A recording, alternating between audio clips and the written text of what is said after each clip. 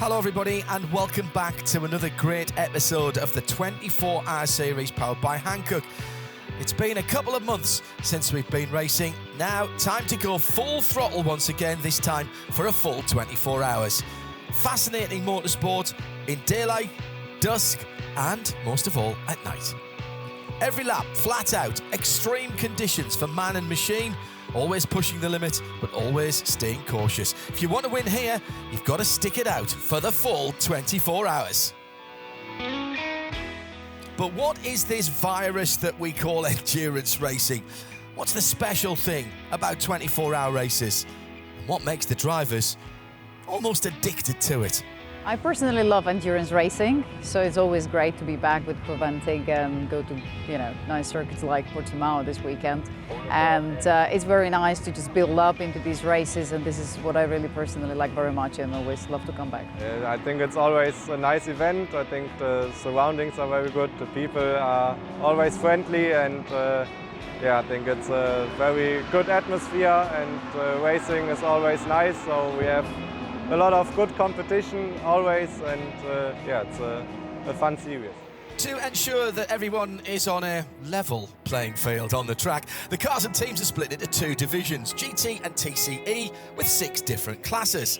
It's the 5th race of the 2022 season, and this weekend the drivers have to master the famous Autodromo Internacional do Algarve just off the coast of Portimao. The circuit layout guarantees excellent entertainment with a technical mix of fast and slow corners that includes some massive elevation and gradient changes. It literally feels like riding a roller coaster, thanks to the many ups and downs, and it's certainly one of the most interesting racetracks in Europe. Yeah, I mean, it's a fantastic circuit, it's very technical and probably arguably one of my favourite tracks in Europe along with Mugello. So, I guess to have some circuit knowledge, you can help the guys out, and there's a lot of time to be found, by having some knowledge of the circuit, so I'll try and pass that on and help them as much as I can. Exactly. It's a very tough circuit. It's fun, it's twisty, it's bendy. You don't have a lot of time to relax here. But no, it's challenging and we love the challenge. That's why we're here. Portimao is such an awesome place, and 24 hours here kind of seemed like a good idea until we showed up and it was about 90 degrees, and what you can't see is I'm completely covered in sweat. The Portimao is an amazing circuit, also at the night. Yesterday I drove first time at the night session, so the view is amazing. I really like it. So let's take a look at the key features of this 2.8 miles, that's 4.6 kilometre circuit, 15 corners here at the Autodromo do Algarve. Down the long start-finish straight, it's 969 metres. The GT3 cars upwards of 260 kilometres an hour, that's 160 miles an hour, before braking downhill into Primera, that's turn 1. Flat out kink at turn through, then heavy on the brakes for a very slow right-hander going uphill at turn 3.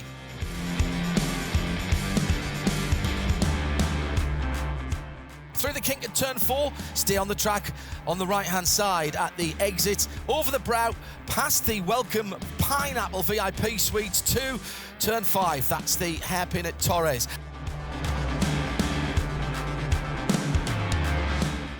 Then, straight through turn 6, into turn 7, you're climbing through the hill again.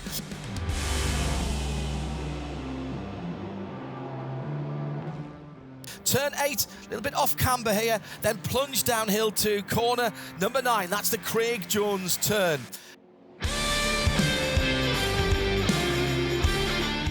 Ten and 11 come up very quickly indeed, and then you're dropping back downhill again through turn 12. That's just a kink as well, really.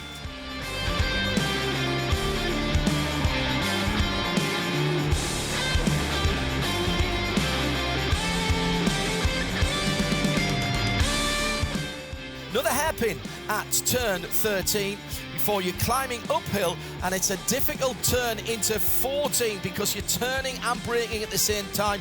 Then over the top of another rise and down to the magnificent final right-hand corner. Building speed all the time, tuck the nose in, get on the throttle early to get down that front straight nice and quickly.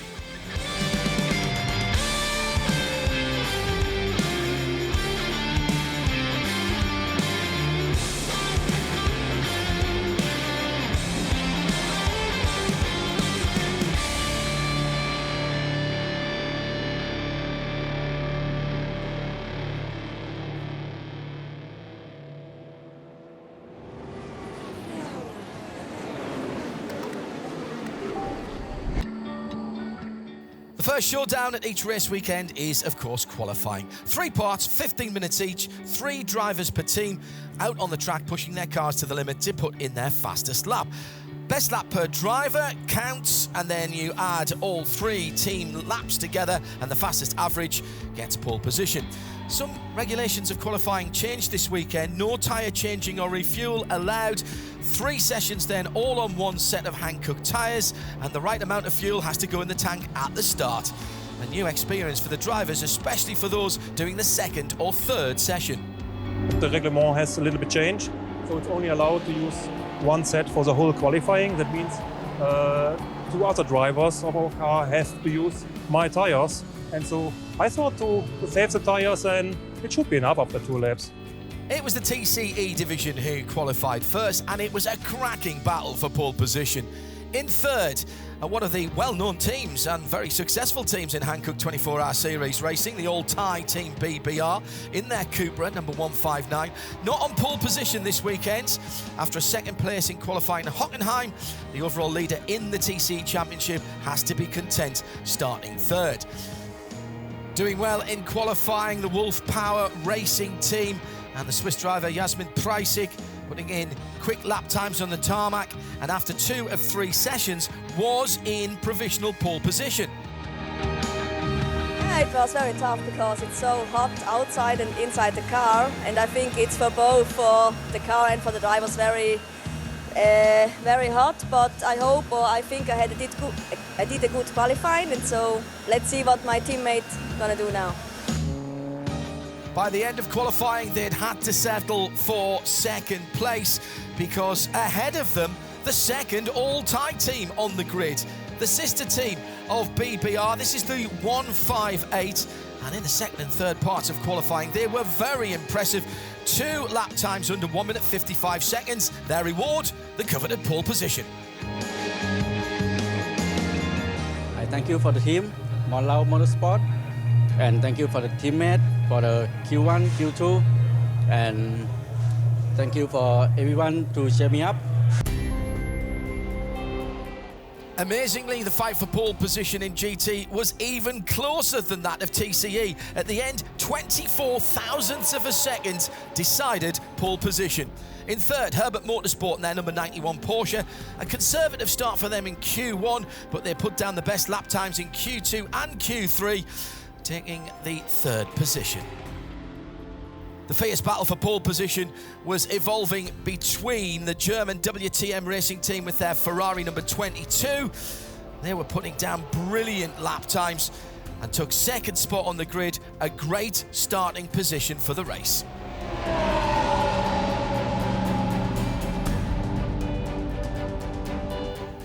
But one team even faster than all the others, the German Phoenix Racing team with their black and yellow Audi R8 LMS GT3 with the number 18 on the side and on the nose. Former DTM driver and winner of the 24-hour at the Nürburgring 2019, Pierre Caffer, put the 2nd fastest lap down overall with a 1:43.718, and that was good enough to secure them pole position at the front of the field. Yes, absolutely. I mean, we have quite some competition here, but we were able to manage it to keep the car on the road within track limits because it's the most important. Unfortunately, 1 lap of mine got cut off, but however, we made it happen, so there they are. And my life was very easy in Q3. I have to just drive a safe lap, and I did it, and the tire on the car is very good, thanks to Phoenix, who give us a very, very good car, and to my teammates, and yeah, I think it's not a bad position for tomorrow. Huh? We know our new R8 Evo 2 is bulletproofed, and it shows already on the 24 hours on the Nordschleife that it's a decent car, and it was quite tricky to find the right setup, and honestly we are really happy in these conditions to be on pole because our other competitors, they are really strong. And I'm really looking forward for the race tomorrow because I think we will have a great battle. And what I can say, I really like this championship, the Creventic. It's growing and it's really nice to see. And also the battles between the other manufacturers is really nice. And I really like it. Another fabulous performance from the number 903 Red Ant Racing team, claimed the pole position in the Porsche 992 category. In the GTX category, the green and black 710 Lippert Motorsport Lamborghini Huracan Super Trofeo takes pole position.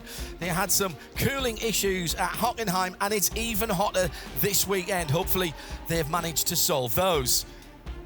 Last but not least, the GT4 pole sitter, the number 405 from Ram Racing in their AMG GT4, Phil Keane and his teammates with an impressive margin of more than 2.5 seconds between them and second place.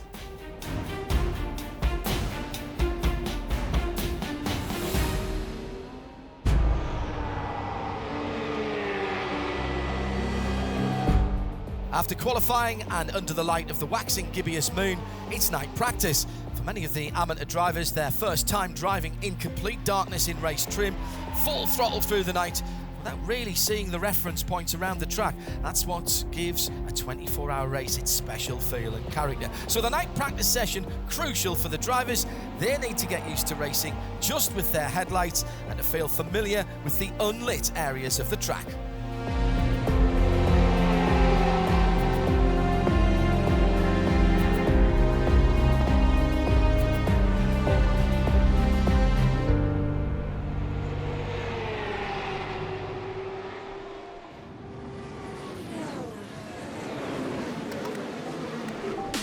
Saturday, race day.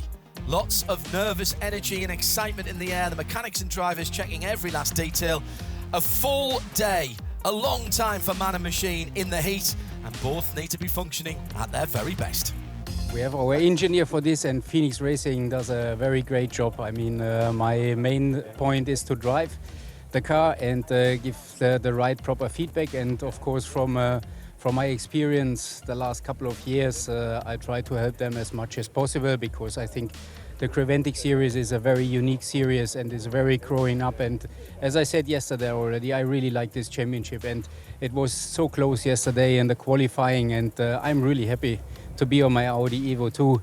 And the Phoenix guys have done a really great preparation, and it's quite hot today. I think after the start, I think everyone will look after the tires, and it's quite a challenge to bring the tires over the distance, so we will see how we can handle this with our Audi.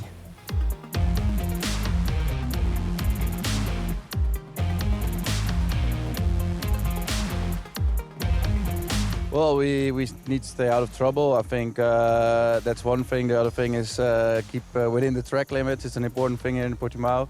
And then we will see. I think the package is really good for our Ferrari, and yeah, looking forward to battle with the Phoenix car. Of course, you make a rough plan. We'd like to do some strategy with the drivers as well, also in the night. So we have a roughly plan, but of course, when there's a full course yellow or a code 60, it will change a bit. But we have a rough plan, yeah. No matter the strategy, every team aiming for one thing. We always look for that overall podium. We always want to be there. So yeah, we'll be aiming for it. Super competitive in the 992 class. That should make for great race excitement. It's a long race, 24 hours.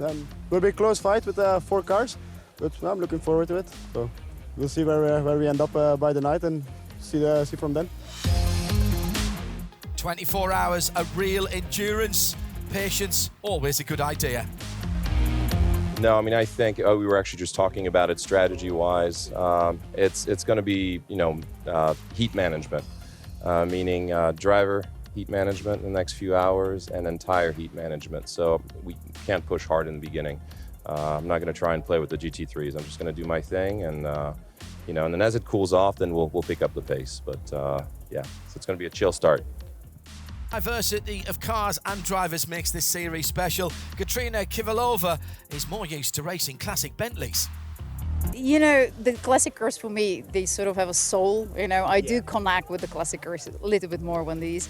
But I absolutely love the professional side of the GTs, and it's down to driver. In the classic cars, we always have the book of excuses because the car here and there. We don't have it here. You can't hide. It's just down to driver. So I really enjoy, this side of racing, and the rewarding feeling, you know, I get from both. So that's the idea. Overall championship leader in TCE, the all-tie Team BBR. The team, we've raced together since go-karts, pretty much almost everybody in the whole team. So you raced against those guys. Yes, against them back in the day, and now we're all here together. So it feels like it's come full circle. It's an honor and a pleasure to be here, and I really have to thank the team owner Kun Anuson for bringing this team together and giving us this opportunity to show what Thai drivers can do. Let's have a look at how they line up for the start. It's Phoenix Racing on pole position, WTM for Ferrari in second, Herbert Motorsport for Porsche in third, fourth CP Racing, fifth Santalock in the Audi, Red Ant Racing the best of the 992s in sixth. On the fourth row, Leipert in the Lamborghini in seventh, Red Camel Jordan.NL in their Porsche in eighth. So the tension was rising as the cars headed off on the warm-up lap. 24 hours, a demanding race ahead of the teams and drivers. By Sunday afternoon at 2 o'clock, the lead would have changed 26 times and the winners completed more than 700 laps.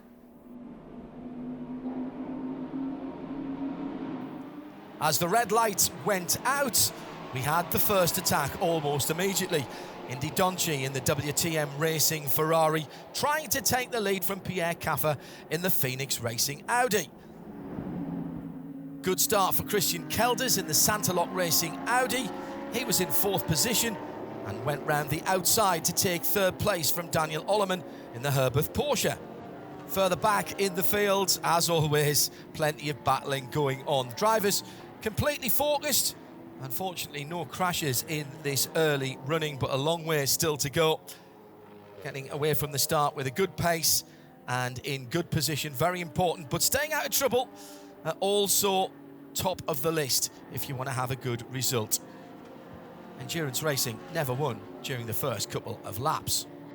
Daniel Ollerman in the black Porsche number 91 was defending quite hard early on, trying to keep the Santalock Racing behind him in fourth and CP Racing in fifth.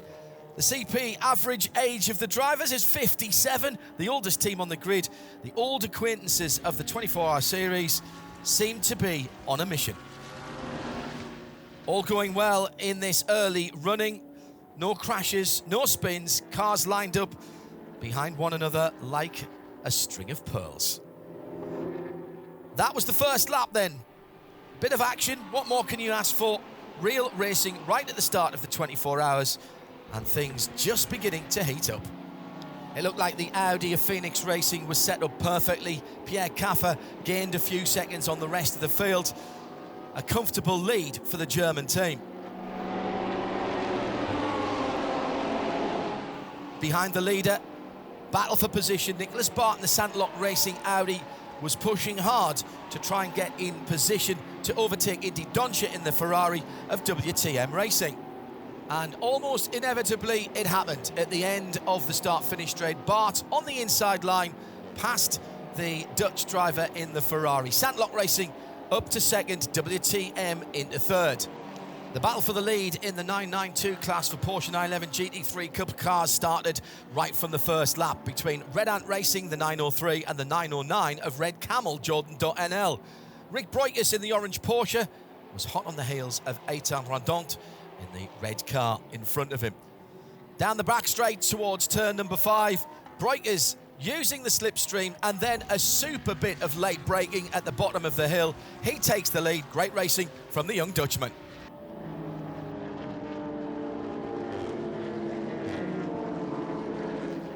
Early trouble for the BMW M4 GT4 of Team ACP Tangerine Associates. Their number 421 BMW has an issue very slowly around the track and had to come back to the pits. Just 6 laps into the race, the team had their hands full finding the error. They'll not forget this race in a hurry.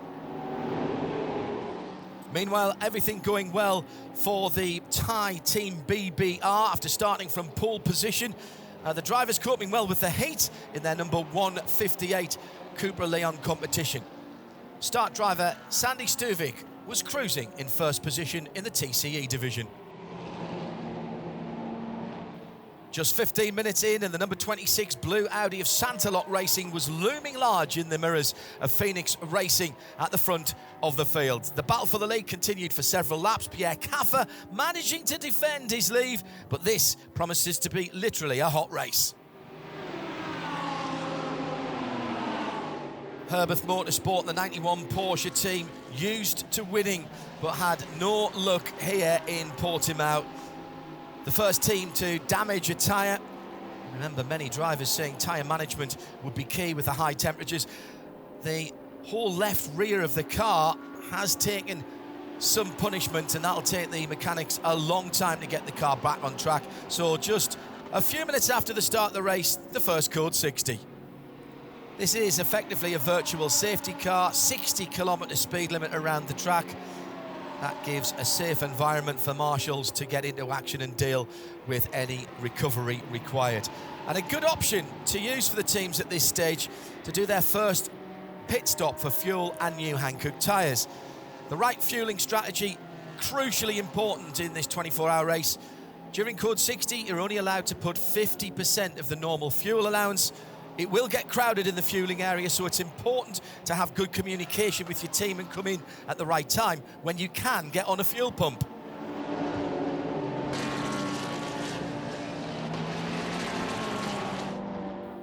The race leaders, Phoenix and Santalok Racing, took their opportunity to pit at that first code 60, and when we went back green, the battle started for the lead all over again. The two Audi R8 GT3s were the fastest cars on the track. Only the number 22 Ferrari GT3 of WTM Racing could match their speed. They were following the leading Audis with a bit of a margin. CP Racing in fourth, already half a minute back.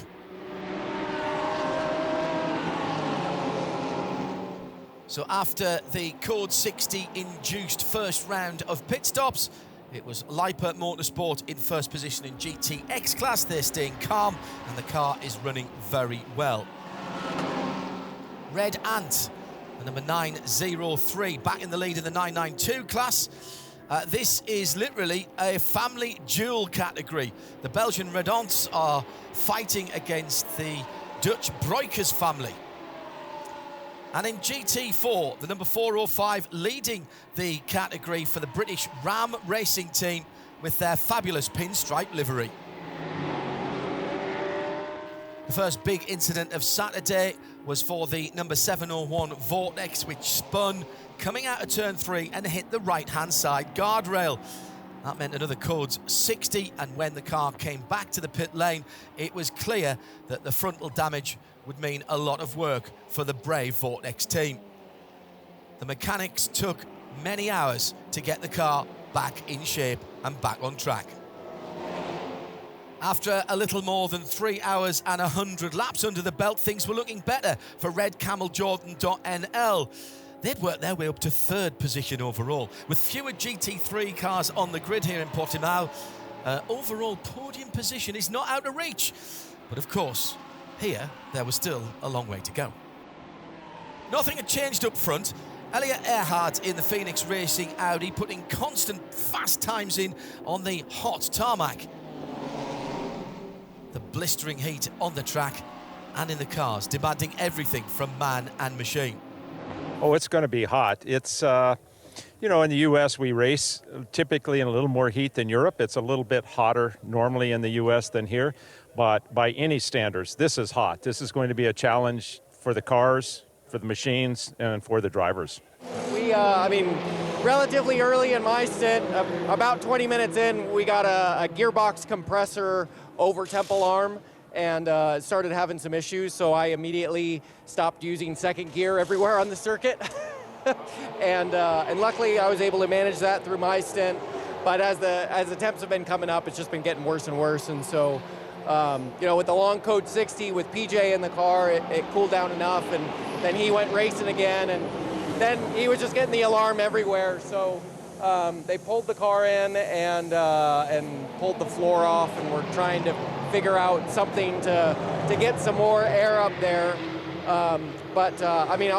Our water temp is as high as I've ever seen on a Porsche. It's running like 113 degrees C, And it's like, you know, what I would consider the old days. It's 90 degrees F out. We have no air conditioning, no cool suit. It's 120 degrees inside the car, and you're just surviving. Basically, the car's at the limit, and we just want to make sure we finish. So we don't want to beat on it too much. And then it's only going to get harder with the heat. This stint was a double. We're going to try a double again, but then I don't think it's going to be very hard to do so. You know, look at me. I drank my entire drink bottle in an hour, basically, which was hot like soup. And so second hour, no water, and it's just going to keep getting worse and worse and worse. It's not even the hottest point of the day yet. Hydration played a vital role in these hot conditions. However, having a pool in the paddock wasn't the worst idea either. That swimming pool you see out there, it is very serious. It's not a joke. I mean, the minute I get out of the car, I've got something special I mix, I drink, I throw a set of trunks on, I go directly in there to get the body temperature down, because I mean, as you guys know, just even here, pit reporting up and down how really hot it is. Core temperature is hard to keep down. In the drink bottle inside the car, my first stint in, I literally couldn't drink it. It was so hot. On the brake pedal, there's some grip tape on there. It melted to my shoe. So, yeah, and my recovery in the swimming pool is serious. It wasn't only the drivers that were suffering in these difficult conditions. The tyres were stressed as well, especially on the left-hand side of the cars on this predominantly right-handed circuit. So management of your tyres key, and those that didn't treat their tyres carefully could expect problems. Many cars are struggling with the tires, and so also we are really driving very carefully. So we could not push, or we are a little bit afraid to push. And so, but at least we hope that with our softs running now, we hope that we don't have any more punctures. I think this would be the key to be in front at the end of the race. Every one of these issues meant an unplanned visit to the pits. That cost time. So being kind to your tyres was the mantra for Saturday. At the front, Phoenix Racing and CP Racing were swapping positions depending on their pit stop cycle, and no other team could get to their pace.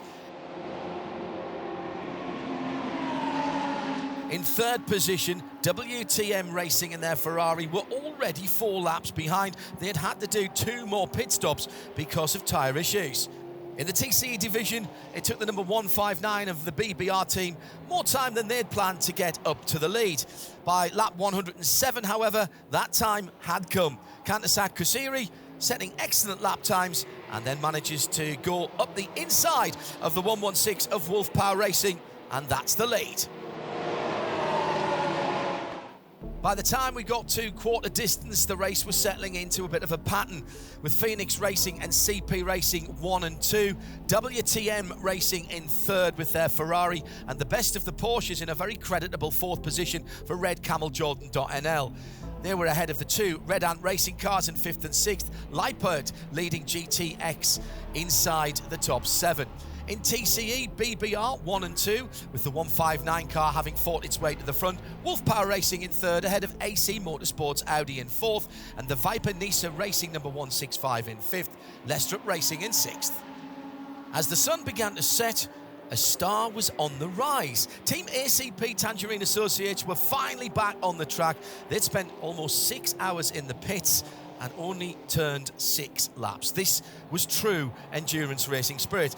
But just as they got going, it wasn't running at full speed. The car still had the problem in the system. And even Master Yoda on the dashboard, problem fix could not. And the force wasn't helping the ambitious team. Car back into the pits, and the mechanics searching once again for the error. In the lead of the 992 class, it'd been a pretty perfect race so far for Red Camel Jordan.nl.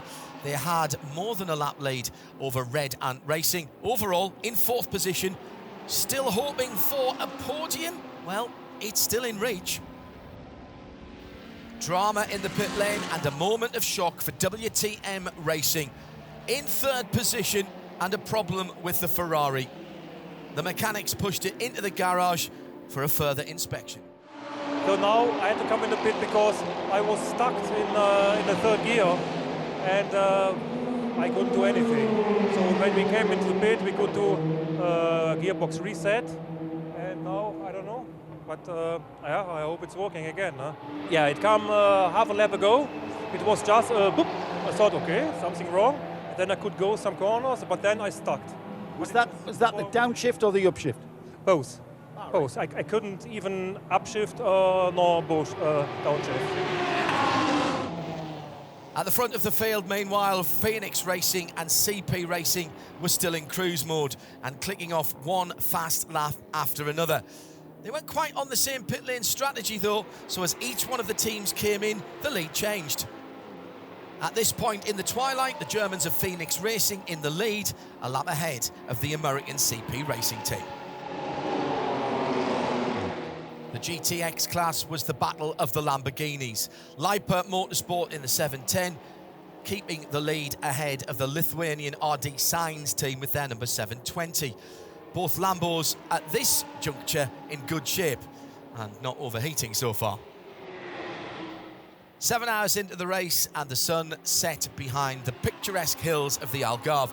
Night settling in and with it the temperatures finally dropping. The biggest challenge now for the drivers is not the heat, but the complete darkness around the track. That means even more concentration and focus was needed. Even experienced drivers like Nicola Michelon in the RD Sainz Lamborghini can make mistakes, which they probably would never normally do. But fortunately, nothing serious happened in this one, and he was back on track immediately.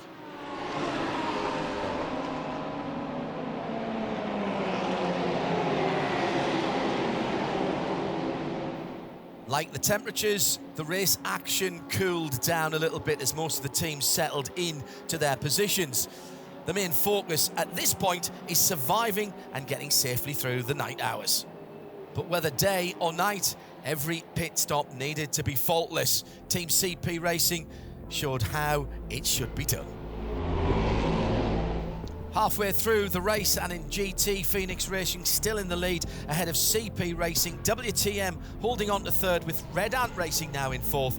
Red Camel Jordan in fifth and the second of the Red Ant Porsche 992s in sixth. Herbert Motorsport back in the top eight in seventh position. Eighth, the Lamborghini of RD Sainz leads GTX. A familiar look to the TCE standings after 12 hours. BBR's Cooper number 159 leading from Wolf Power's Audi in second and the BBR 158 Cooper in third.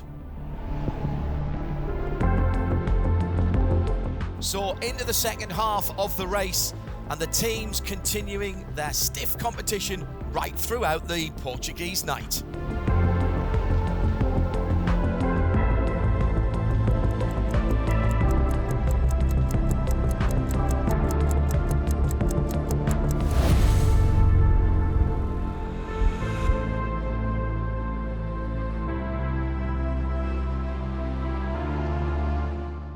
Good morning, or bom dia as the Portuguese say it. Time for another great day of racing. 6 hours still on the clock, an awful lot of time where anything could happen. And in fact, it had happened already because the race for Herbert Motorsport, the number 91, was over by breakfast time. After a brave fight back into the top eight, the race was over for the ambitious team.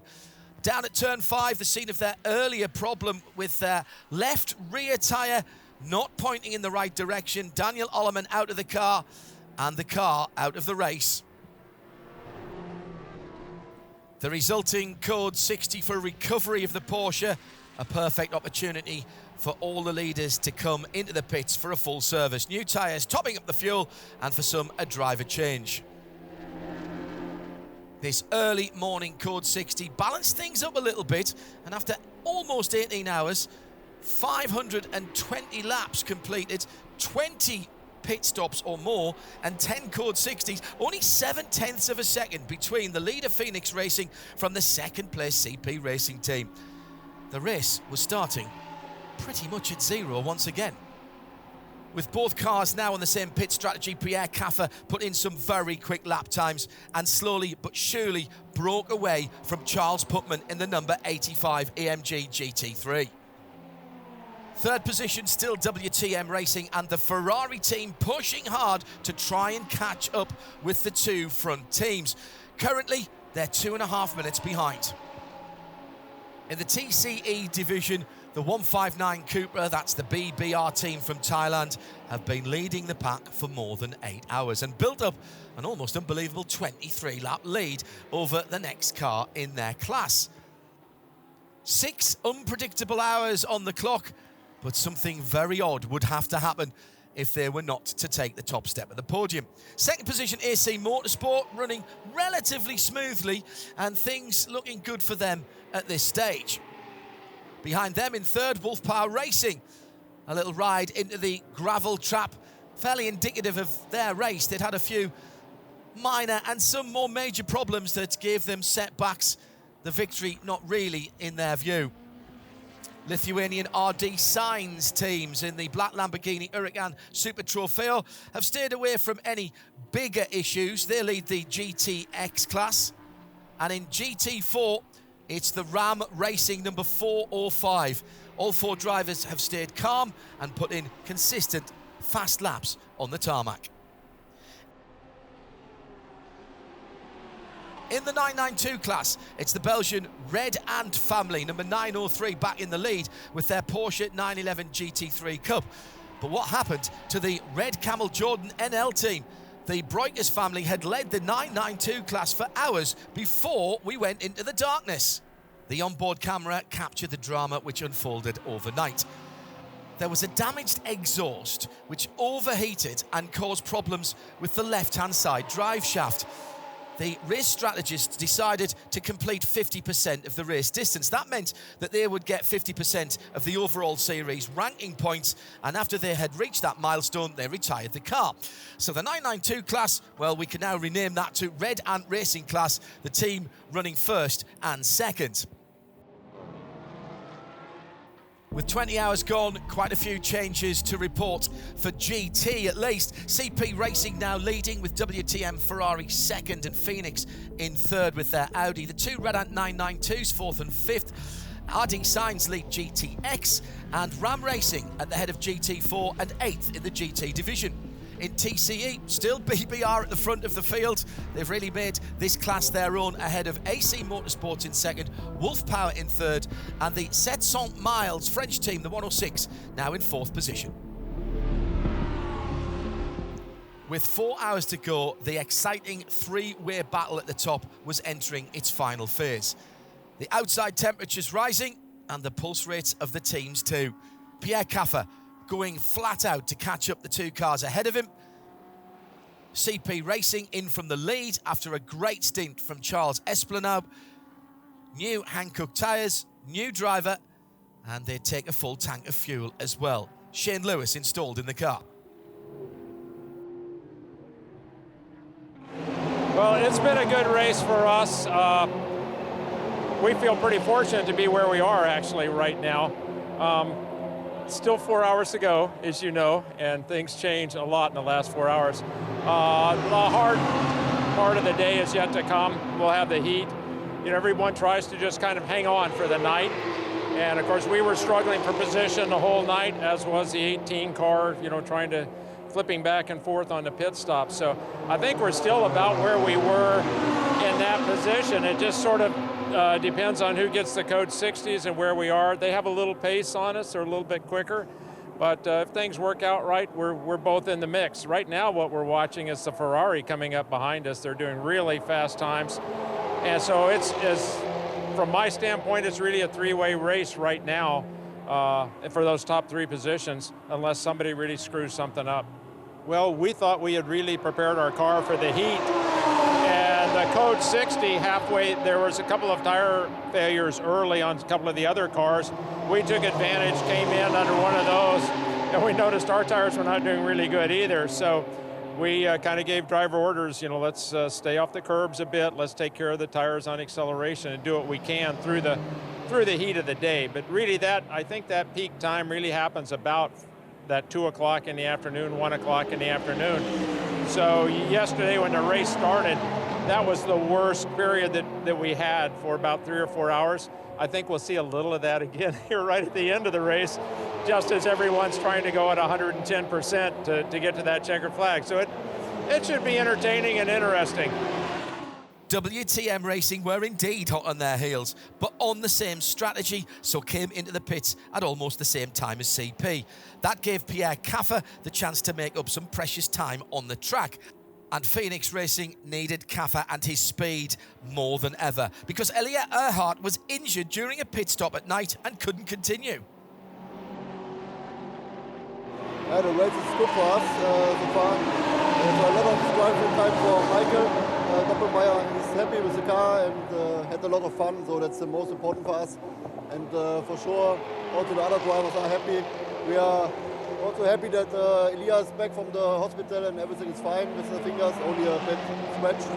So yeah, everybody is happy and we keep fighting until the end. Yeah, we had to change a bit because of Elia. So now Sven Herberger have to do a lot of more driving time. We have now 10 hours in total. And Pierre is limited to 8 hours. So he can only do this 8 hours. And yeah, the rest will do now Sven. We have 2.5 hours for Michael. He is finished now. And Elia have 3.5 hours. He cannot drive anymore with the hand. And yeah, that's it. A complete change of team strategy from Phoenix required to get the right driver in the right car and get the car to the checkered flag at 2 o'clock on Sunday. Elia Earhart did return to the pit lane. Yeah, I was in the hospital in the night and everything is fine. And yeah, it's okay. We had a small problem at the pit. The door was not possible to open. I had my finger there and then, yeah, that's it. But everything is fine thanks to all guys who helped me. And yeah, we drove one stint in the night also, but now I have to take care. Does it hurt? It's open. It hurt? Yes, yes. This is a face of a brave man. Under 2 hours to go and drama in the GTX class. RD Sainz and the 720 Lamborghini leading the category. And the car has come to a halt at turn 5. Just as in Hockenheim, it seems this team has no luck at all. Their 4-lap lead was disappearing fast. The overall leaders both came into the pits, but slightly different strategy. Pierre Caffer drove in, got tyres, drove out, and retook the lead as the CP racing car went in for fuel. So after 22.5 hours, it's reset again, and the fight begins to the checkered flag. The beneficiary of the problems for RD Sainz was Leifer Motorsport, the number 710, picking off that 4-lap deficit and retaking the lead in the GTX category. Now, all they had to do was get to the flag. Phoenix Racing came into the pit lane for their last scheduled stop just inside the last hour. Pierre Caffer had no more time left on that stint, so handed over to Sven Herberger.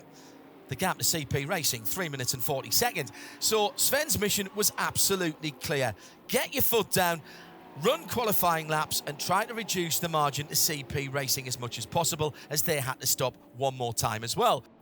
Third place WTM team put everything on the line, but Herberger and Esplanade were just too quick, so they couldn't make up the time. Even new brakes didn't make a difference. They'd have to be content with third position. Crunch time for the leader and their final pit stop. And it's a picture book affair, nothing to complain about. Shane Lewis bringing the car to the checkered flag. So the only question now, how much fuel do they need? Will they come out of the pits ahead of Phoenix Racing? Herberger pushing the Audi to its limit. Every 10th of a second counts. The tension couldn't be higher. As Shane Lewis came out of fueling, everyone was looking back down the straight for Sven Herberger in the black and yellow Phoenix Racing Audi, but it wasn't in sight. Lewis, with a margin of 30 seconds, held the lead. The race seemed to be decided, but who knows what would happen in the last 30 minutes. One team was rewarded before the checkered flag fell. Team ACP Tangerine Associates received the Spirit of the Race Award for their tireless motivation to get their car back on track after hours and hours in the pit lane, they continued racing without having any chance for a podium position. Thank you very much, Peter. Like I said, this is really for all of our mechanics who did an incredible job all through the race, all through the night. Keep on searching, and I'm so proud of them, what they achieved today.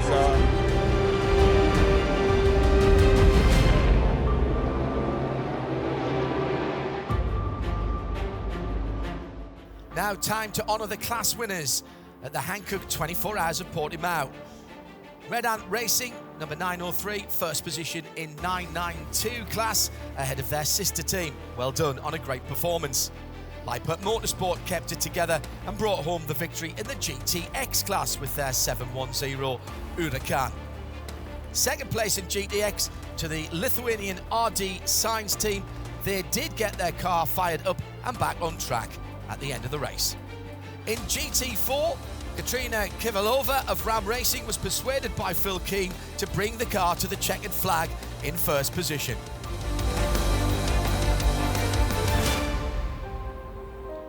At the front of the field, CP Racing secured their first outright victory in the 24-hour series after a race-long battle with the GT3 Championship leader Phoenix Racing. Shane Lewis, completing his 60th 24-hour race this weekend, brought the car to the checkered flag after 718 laps at Portimao. In second position, Phoenix Racing were only 26 seconds behind the winning team at the flag.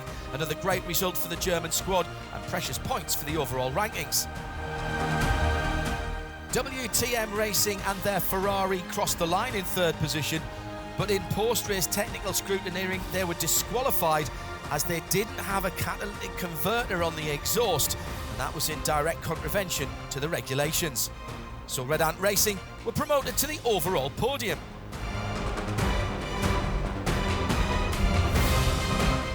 Shane Lewis brought the car back to Parc Fermé to celebrate this outstanding victory with his team.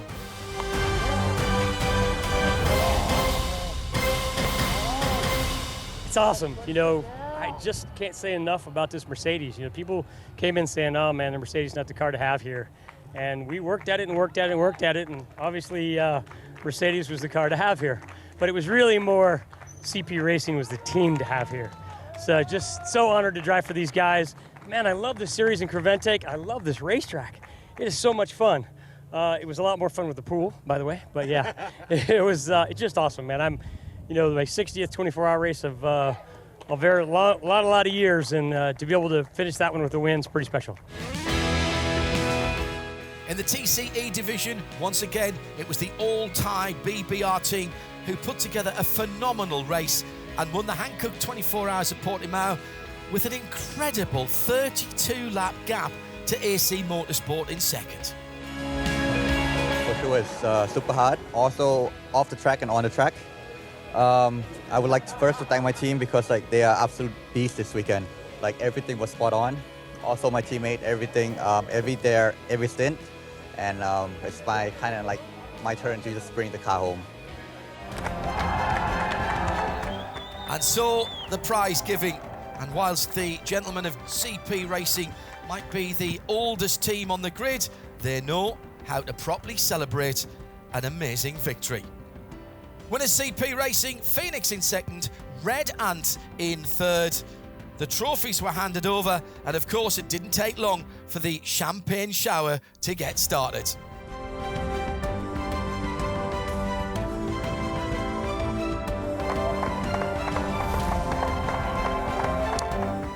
Congratulations go to the winners in the TCE class, Team BBR from Thailand. Another great job from that team. AC Motorsport in second, and despite many challenges, Wolf Power Racing fought back to make it onto the podium in third. So confirming the GT category results, GT3 Ammon overall goes to CP Racing with the 85 AMG. Phoenix win GT3 Pro-Am in second. The Ferrari of WTM removed from the results after a post-race scrutineering infraction. That puts Red Ant Racing in the 992 category up to third overall. Leipert win GTX in fifth overall, and in seventh in the GT4 winner, Ram Racing. Santalok Racing rounding up the top 8 in GT. The TCE category, all TCR cars are dominated by BBR with a 159. That's 4 race wins out of 5 races this season for them. Only the non-finish at Spa after the brake failure, the blot on their racing CV for 2022. AC in second, Wolf Power Racing in third. The Hankook 24 Hours of Portimao, a race that had it all. Drama, heartbreak, deep disappointment for some, but pure joy, relief and elation for those who got to the checkered flag. An uninterrupted 24 hours that saw the overall lead change hands between the first 2 teams 26 times. We now move on to the penultimate race of the year, just about an hour flight time east of Portimao to the Catalonian metropolis Barcelona, Spain. I'm John Hindorf. See you there.